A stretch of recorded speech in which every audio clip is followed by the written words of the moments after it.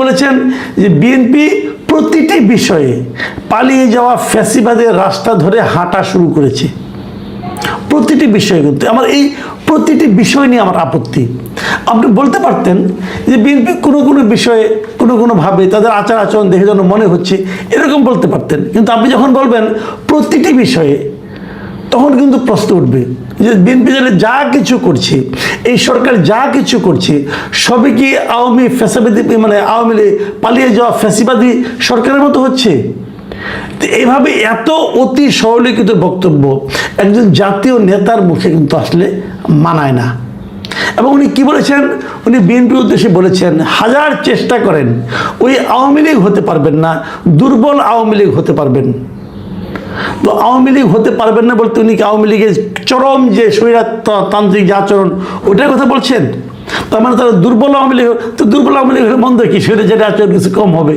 কিন্তু এ ধরনের কথা যখন বলেন তখন কিন্তু একটু প্রশ্ন জাগে।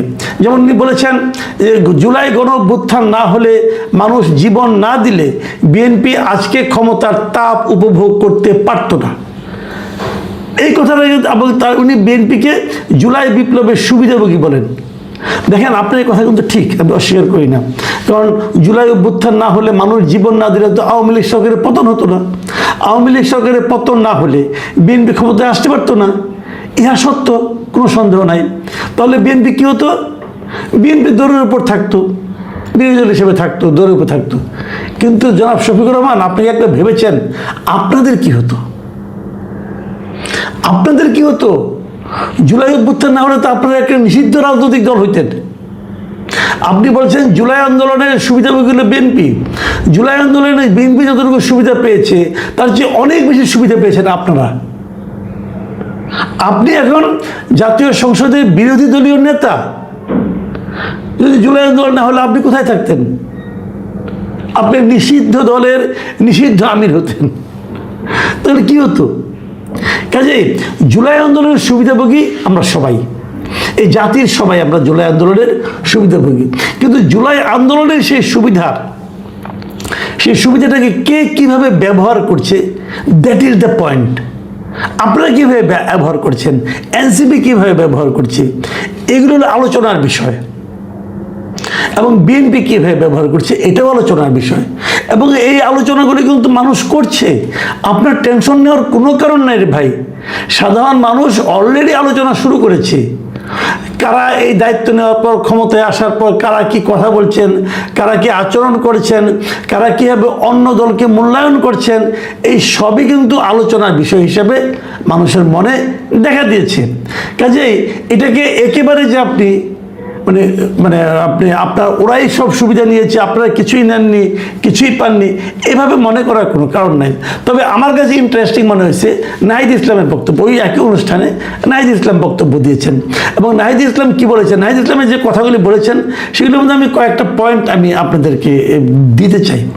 যেমন ওনারা কি বলেছেন, ওনাদের দাবি হলো গিয়ে যে বলেছেন যে গণভোটের গণরায় বাস্তবায়ন করে জুলাই গণঅভ্যুত্থানকে প্রকৃত সম্মান দিতে হবে, জুলাই শহীদ পরিবারকে প্রকৃত সম্মান দিতে হবে, আহত যোদ্ধাদের প্রকৃত সম্মান দিতে হবে এবং এই জন্যই তারা রাজপথেও আছে, সংসদেও আছে। খুব ভালো, আমার কাছে ভালো লাগছে। কিন্তু জুলাই পরিবারকে প্রকৃত সম্মান, আহত যোদ্ধাদের প্রকৃত সম্মান, আপনি যখন ক্ষমতায় ছিলেন, যেন অন্তর্বর্তীকালীন সরকার ছিল, যে সরকারের সব কিছুকে আপনারা সাপোর্ট দিচ্ছেন, সেই সরকার কতটুকু করেছে অথবা কতটুকু করার চেষ্টা করেছে? ছিলেন তো আপনি দায়িত্ব, আপনি উপদেষ্টা ছিলেন না? ছিলেন। আপনার সহকর্মী সজীব ভুঁইয়া প্রায় শেষ দিন পর্যন্তই ছিলেন বলা যায়, তফসিল ঘোষণার পরে উনি পদত্যাগ করেছেন। ছিলেন তো। আপনি কি করেছেন জুলাই যোদ্ধাদের জন্য, জুলাই আহতদের জন্য? কি করেছেন আপনারা? আপনাদের বিরুদ্ধে তো ওরাই মিছিল করেছে। তো এখন হঠাৎ করে তাদের জন্য আপনাদের প্রাণ কেঁদে উঠছে। প্রাণ কেঁদে খারাপ না, কিন্তু আমি অবশ্যই মনে করি এই জুলাই যোদ্ধা যারা আছে তাদের সর্বোচ্চ চিকিৎসা সেবা দেওয়া উচিত। এবং এদের অনেকে এমনও আহত আছেন যাদের নাকি এই আহত অবস্থা আরও অনেক দিন বয়ে বেড়াতে হবে। ততদিন পর্যন্ত তারা যতদিন বেঁচে থাকবেন ততদিন পর্যন্ত তাদের সর্বোচ্চ চিকিৎসা সেবা নিশ্চিত করা উচিত। যেমন আমরা যুদ্ধাহত মুক্তিযোদ্ধাদের জন্য করেছিলাম, তেমনিভাবে এদের জন্য করা উচিত। কিন্তু সেই কাজটা যখন আপনারা দায়িত্বে ছিলেন তখন আপনারা কি করেছেন? এই দাবিগুলো তখন আপনারা তুলেন নাই কেন? অথবা যখন আপনারা নিজেরা উপদেষ্টা ছিলেন তখন কোনো এই কাজগুলো আপনারা করেন নাই, কেউ করেন নাই আপনারা। তখন আপনারা নিজেদের পকেট ভারী করার জন্য ব্যস্ত ছিলেন। তাহলে কোন মুখে এই কথা এখন এই গভর্নমেন্টকে বলেন? এই গভর্নমেন্টের করা উচিত, আপনি না বললেও করা উচিত, কিন্তু যদি তারা না করেন তাহলে অবশ্যই বলবেন। নাহিদ ইসলাম আরেকটা গুরুত্বপূর্ণ কথা বলছেন। তিনি বলেছেন যে মানে গুরুত্বপূর্ণ মানে আমার কাছে মানে লেগেছে, কানে বেজেছে কথাটা। উনি বলেছেন এই সরকার 2 মাসে যতটা অজনপ্রিয় হয়েছে আমরা জানি না আগামী 6 মাসে তার পরিণতি কি হবে, তার অবস্থান কি হবে। আবার আরেকটা বলেছেন যে বাংলাদেশের ইতিহাসে মাত্র 2 মাসের মধ্যে কোনো সরকার এতটা অজনপ্রিয় হয়েছিল কিনা সেই প্রশ্নটাও নাহিদ ইসলাম করেছেন। এই সরকার অজনপ্রিয় কোন বিবেচনায়? অবশ্যই মানুষের চাহিদার কখনো শেষ নাই। মানুষের চাহিদা সাধারণত মেটানো কঠিন। সব চাহিদা, বিভিন্ন শ্রেণীর মানুষ থাকে, তাদের বিভিন্ন ধরনের চাহিদা থাকে। আপনি সব চাহিদা কখনোই মেটাতে পারবেন না। আমাদের মতো তৃতীয় বিশ্বের, আমাদের মতো দরিদ্র দেশের যে কোনো সরকার হোক তাকে অজনপ্রিয় হতেই হবে। সে অনেক কিছু মেটাতে পারবে না। কিন্তু আমার দেখার ব্যাপার হলো তারা কতটুকু মেটাতে পারছে, কতটুকু পারছে না, অথবা কতটুকু পারার চেষ্টা করছে। কারণ 2 মাসের মধ্যে সব সমস্যা তো মিটবে না। তারা তো এসেছে 5 বছরের জন্য, 60 মাসের জন্য। তো মাত্র 2 মাস গেল, তো 58 মাস আছে রে ভাই। এখনই অজনপ্রিয়তার মাপকাঠি মাপাটা এত সহজ না। 2 মাসের মধ্যে তারা অজনপ্রিয় হয়েছে, কোনো সন্দেহ নাই।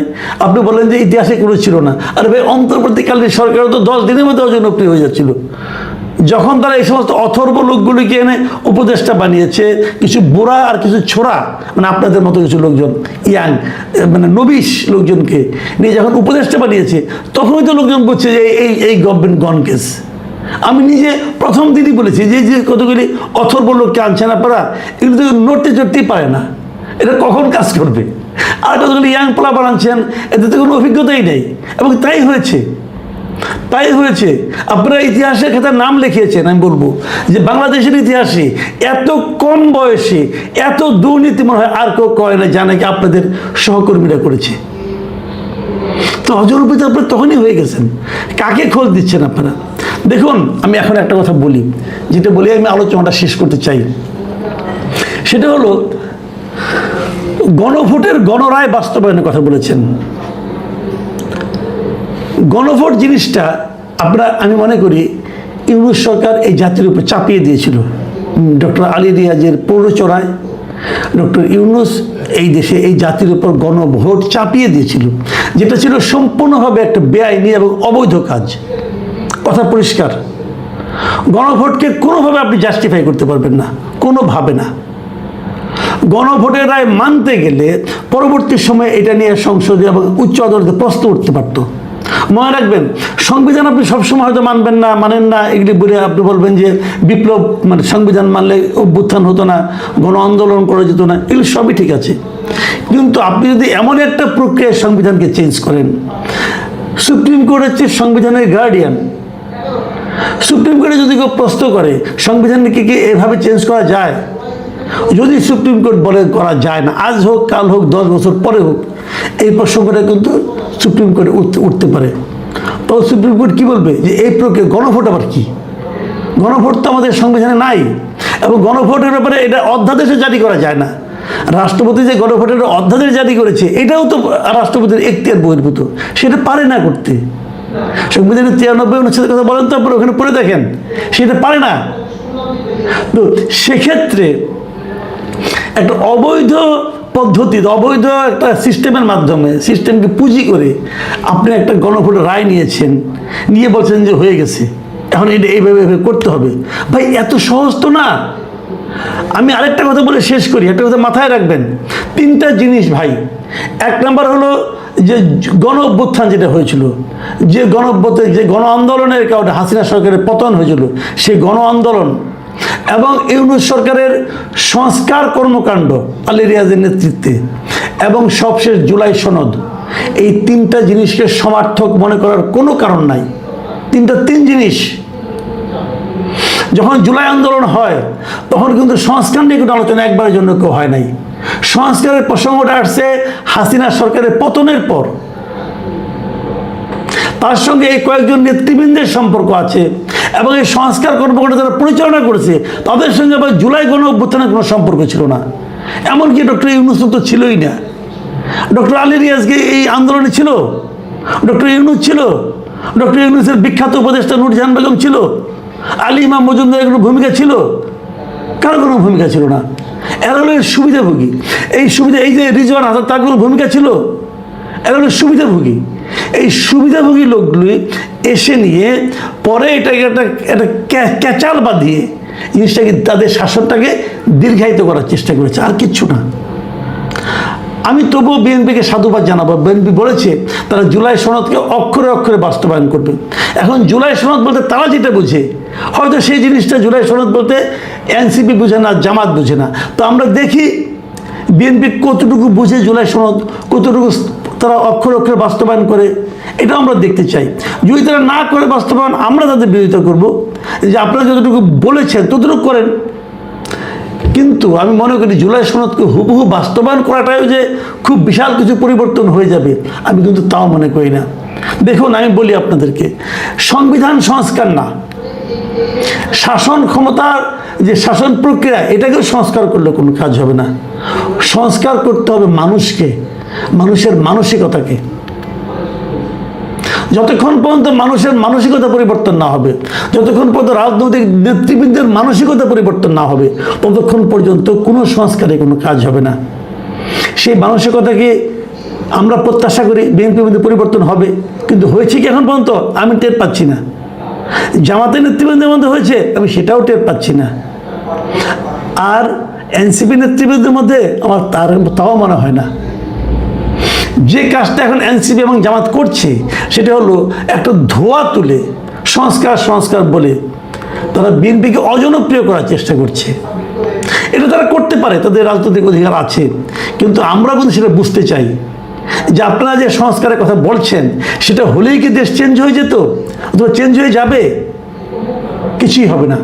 আপনার একটা নির্বাচিত সরকারের উপর আপনার একটা অনির্বাচিত কতগুলি ভাড়াটে বুদ্ধিজীবী এবং কতগুলি মতলববাজ লোকের তৈরি করা একটা সনদ চাপিয়ে দিতে পারেন না। প্রিয় দর্শক, এটা নিয়ে আমি মনে করি আরো বিস্তারিত আলোচনা হওয়া দরকার আছে। আমরা এর পরে আবারও কথা বলবো।